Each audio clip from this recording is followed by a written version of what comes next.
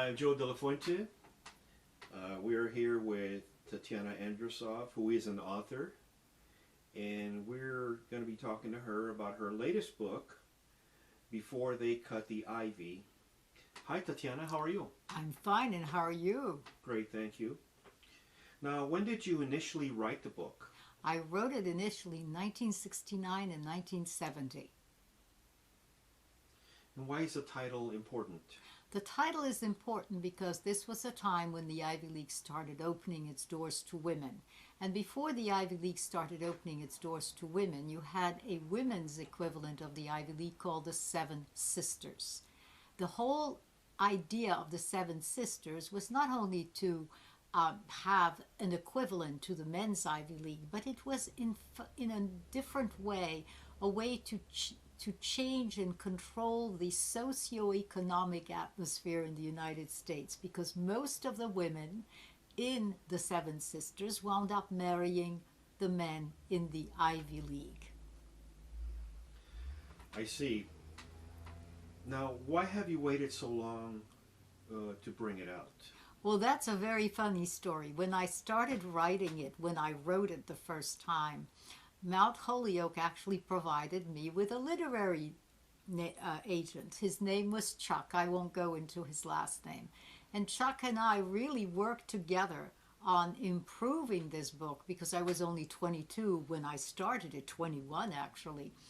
And for the oddest reason in the world, Chuck disappeared from the face of the earth in 1991, when I was really ready to come out with it, to have Chuck go to a publishing house, and he disappeared completely. His family and I could never find him. And I just gave up at that point. That is amazing. Now, what have you changed in the book during that time? Well, Chuck really helped me with it. He helped me concentrate on fewer characters.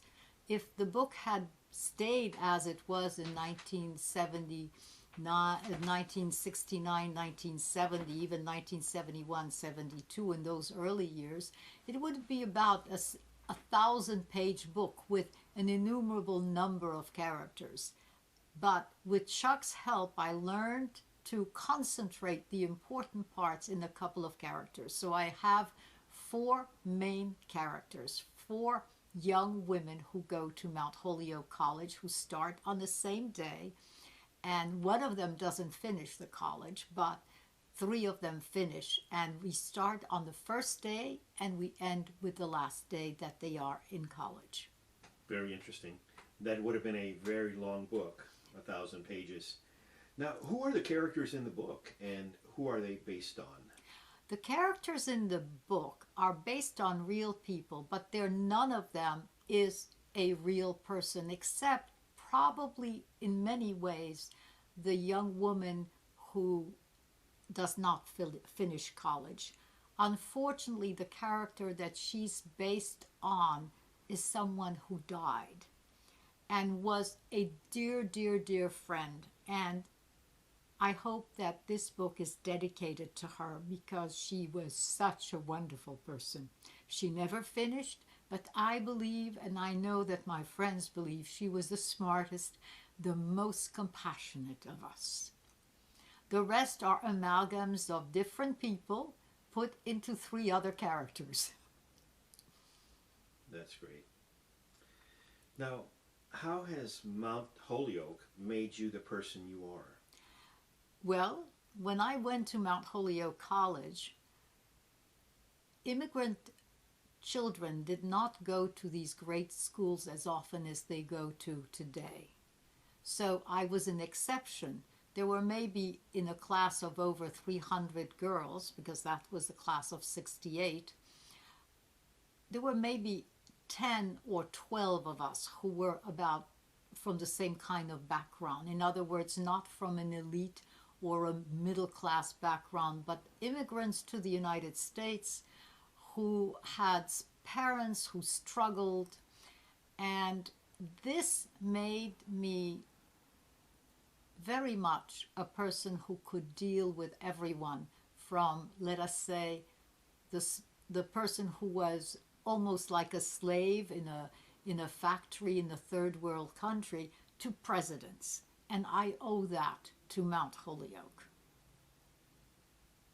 And then after college, obviously, you went on to have a very successful career with the United Nations as an interpreter.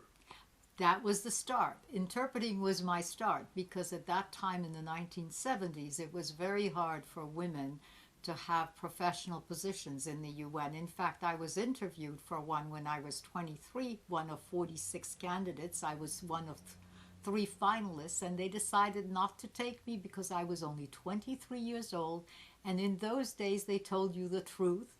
Well, you're too young. You're going to get married and you're going to quit, and we will have lost all the training we give to you.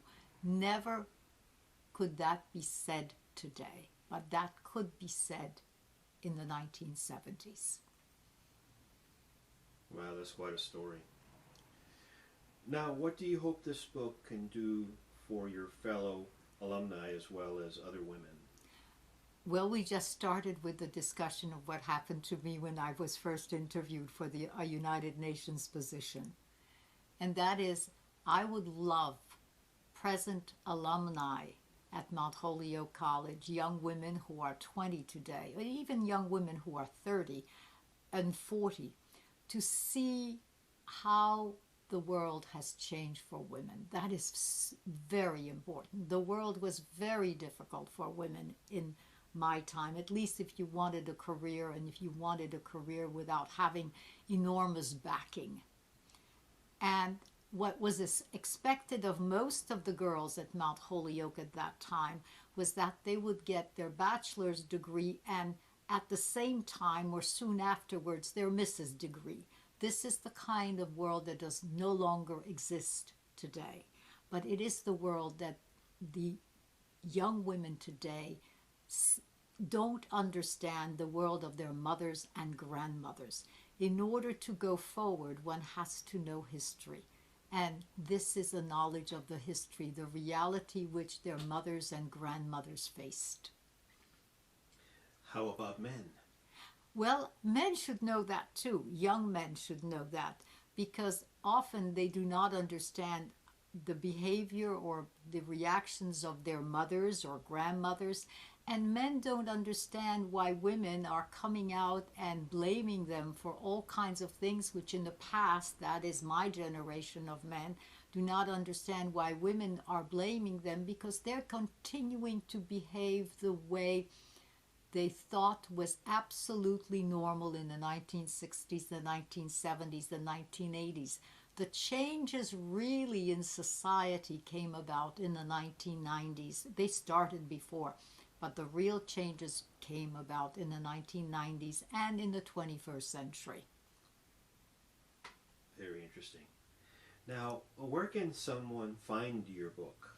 Very simple. On Amazon. All you have to do is write in my name, write in the title before they cut the IV, and go to Amazon and you can get the book. Is it also available on Kindle? Absolutely. Great. Well, Tatiana, thank you so much, and we look forward to speaking to you again about your upcoming book after that, which would be which one? It would be A Question of Seduction. Great. Thank you, Tatiana. You're welcome.